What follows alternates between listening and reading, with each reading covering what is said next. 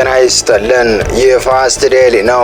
ሰላምታችን በያላችሁበት ይድረስ እያልን በዕለቱ የተሰሙ ዋና ዋና ጉዳዮችን ወደ እናንተ ይዘን ቀርበናል። ቻናላችንን ሰብስክራይብ፣ ፕሮግራማችን ላይክ እና ሼር እንድታደርጉ እየጋበዝን የዕለቱን አበይት ዜናዎችን አስቀድመን እንጀምራለን። ኢትዮጵያ ወደ ቀይ ባህር ተጠቃሚነቷ ለመመለስና የራሷ የባህር በር እንዲኖራት እያደረገችው ያለችው ጥረት አሁን ወደ መጨረሻው የተቃረበ መስሏል። ለአሰብ ዘመቻ የተዘጋጀው ኃይል እየተመረቀ ባለበት መድረክ ላይ የተገኙት ጠቅላይ ሚኒስትር አብይ አህመድ አሰብ ወደ እናቱ ቤቱ መመለሻው እንደቀረበ በሕዝብ ፊት አረጋግጠዋል። ከሶማሊያ ጫፍ እስከ ምጽዋ ሰላም የሚያስጠብቅ አስተማማኝ ኃይል ተገንብቷል ያሉት አብይ በቅርቡ አዲስ ነገር እንደሚኖር ጠቁመዋል። በዚህ መሃል ደግሞ የኢትዮጵያ ወደ ቀይ ባህር መመለስ ወይም አሰብ ወደብን መሻት በእኔ ላይ የተቃጣ የህልውና ስጋት ነው ስትል የምትደመጠው ኤርትራ ከሰሞኑ ወደ አዲስ አበባ ለማሸማገል መጥተው ወደ አስመራ አቅንተው የነበሩት የሳውዲ ባለስልጣናት ወደ አዲስ አበባ እንዲመለሱ አድርጋለች። ይህም ትልቁ ትኩረት ስቧል። ለመሆኑ አዲስ አበባንም አስመራም የተገኙት የሳውዲ ባለስልጣናት በምን ጉዳዮች ላይ መከሩ የሚለውንና ሻዕቢያ እየጋለበው የሚገኘው ዋት እምቢት ቃል ፈተም ዋጋው ግዛቴን ለማስመለስ ነው ስለማለቱ አክለን በዝርዝር ይዘን ቀርበናል። እስከ መጨረሻው አብራችሁን ቆዩ። ኢትዮጵያ ከሶማሊያ ጫፍ እስከ ምጽዋ ጫፍ በባህር ላይ የሚያጋጥሙ ሽብሮችን የሚያስቀር ቴክኖሎጂ የታጠቀና ውጊያ የሚያሳጥር ልዩ ኃይል ወይም ኤሊት ፎርስና ተቋም መገንባቷን ጠቅላይ ሚኒስትር አብይ አህመድ አስታወቁ። ጠቅላይ ሚኒስትሩ የጠቀሱትን የመከላከያ ሰራዊት የልዩ ዘመቻዎች እዝ የሚመሩት ሌተናል ጀነራል ሹማ አብደታ በበኩላቸው የጦር ክፍሉ መንግስት ለሚሰጠው ማንኛውም ግዳጅ ዝግጁ መሆኑን ተናግረዋል። የኢፌዴሪ የጦር ኃይሎች ጠቅላይ አዛዥ የሆኑት አብይን ያሉት በዋሳ ስታዲየም ላይ እሁድ የካቲት 15 2018 በተካሄደው የመከላከያ ሰራዊት የልዩ ዘመቻዎች 65ኛ ዓመት የምስረታ በዓል ማጠቃለያ ባደረጉት ንግግር ነው።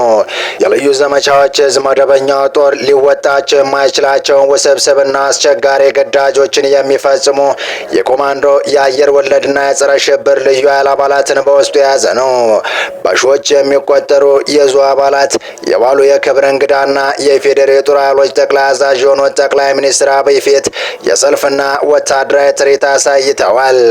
የጸረ ሽብር ልዩ ኃይል አባላትም ከሄሊኮፕተር በአየር ላይ በተዘረጋ ገመድ ላይ ተንጠልጥለው ታጋጆችን ለማስለቀቅ እንዴት ግዳጅ እንደሚወጡ የሚያሳይ ትርኢት ለታዳሚያን አቅርበዋል። በአንድ አካባቢ ላይ የሉዓላዊነት ስጋት ሲፈጠር በሰዓታት ውስጥ በቦታው ተገኝተው ግጭቶችን የሚቆጣጠሩ እንደሆኑ የተነገረላቸው የልዩ ኃይል አባላትን የውጊያ ማርሽ ቀያሪዎች ሲሉ ሌተናል ጀነራል ሹማ አወድሰዋቸዋል።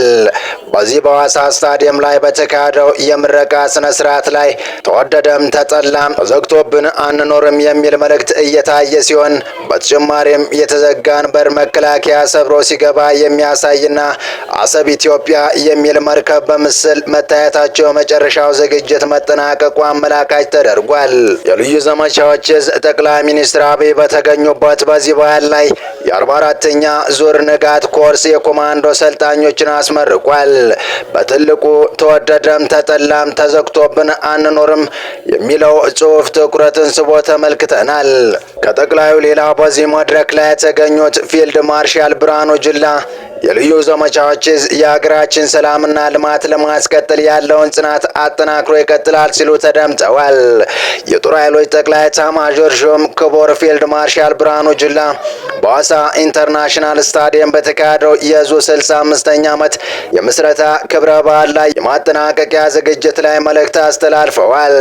በዝግጅቱ ላይ የኢፌዴሪ ጠቅላይ ሚኒስትርና የጦር ኃይሎች ጠቅላይ አዛዥ ዶክተር አብይ አህመድን ጨምሮ ቀዳማዊት እመቤት ዝናሽ ታያቸው፣ የህዝብ ተወካዮች ምክር ቤት አፈ ጉባኤ ክቡር አቶ ታደሰ ጫፎ፣ ምክትል ጠቅላይ ኤታማዦር ሹም ጀነራል አበባው ታደሰና የሰራዊቱ ከፍተኛ አመራሮች፣ የሲዳማ ብሔራዊ ክልል ፕሬዝዳንት አቶ ደስታ ሌዳሞ፣ ሚኒስትሮች፣ የመንግስት የስራ ኃላፊዎች፣ የሃይማኖት አባቶች፣ የሀገር ሽማግሌዎችና የሐዋሳ የአካባቢ ዞን አመራሮችና ነዋሪዎች ተገኝተዋል። በዓሉን ከውስጡና ከውጭ የተቃጦብንን የተልዕኮ ውጊያዎች በተከለከለበትና የሀገራችን አንድነት እስከ ሕይወት መስዋዕት በመክፈል ባስከበረንበት ወቅት መከበሩም ለየት እንደሚያደርገው ተናግረዋል።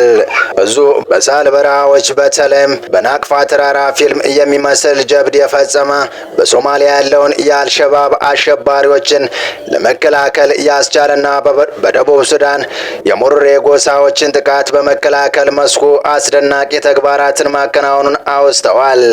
በተለያዩ የሀገራችን አካባቢዎችም የጸረ ሰላምና ኃይሎችን ከመከላከል ባለፈ በጥቂት ከሃዲያን የሰሜን እዝ ጥቃት ሲደርስባት ሰራዊቱን ከክህደት መንጋጋ ያወጣ ጀግና ክፍል መሆኑንም ተናግረዋል።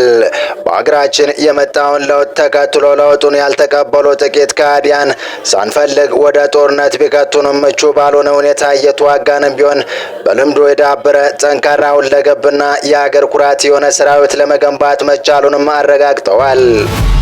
በቀጣይ መረጃ ህወሓት በወልቃይት ላይ ጥቃት ለመክፈት እየተዘጋጀ መሆኑ ገለጸ።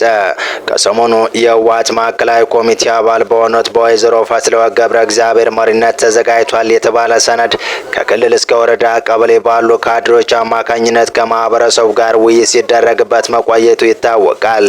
እነዚህ ውይይቶች አሁንም የቀጠሉ ቢሆንም ከመድረኮቹ የተገኘው መረጃ እንደሚያሳየው ግን ህወሓት ጦርነት ለመክፈት መዘጋጀቱ የማይቀር መሆኑን ነው። በዚህም በአወያዮቹ በኩል ከቀረቡት ሰነዶች በአሁኑ ወቅት ብቻችንን አይደለንም፣ የፋኖ ታጣቂዎች ከኛ ጋር ናቸው፣ የፌዴራል መንግስቱ በእኛ ላይ ከበባ መፈጸም አይችልም።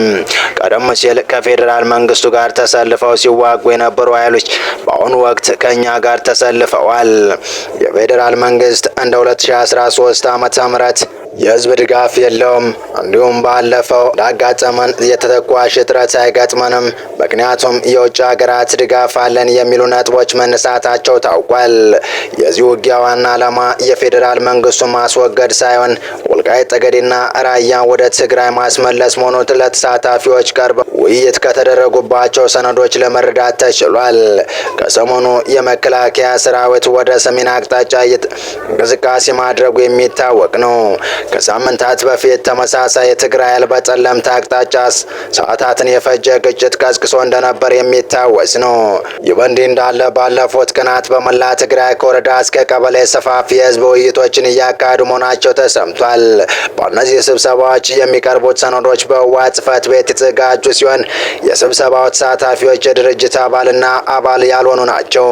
እንደ ታማኝ ምንጭና የስብሰባ ተሳታፊ ለቴክቫ ኢትዮጵያ እንዳሉት እኔ በተሳተፍኩበት የንግድ ማህበረሰብ መድረክ ድርጅታዊ ጽሑፍ ከቀረበ በኋላ አባልና አባል ባልሆኑ ተሰብሳቢ ለምን በህወሓት የተዘጋጀ ሰነድ ታቀርባላችሁ የሚሉና ሌሎች ጥያቄዎች ቀርበዋል።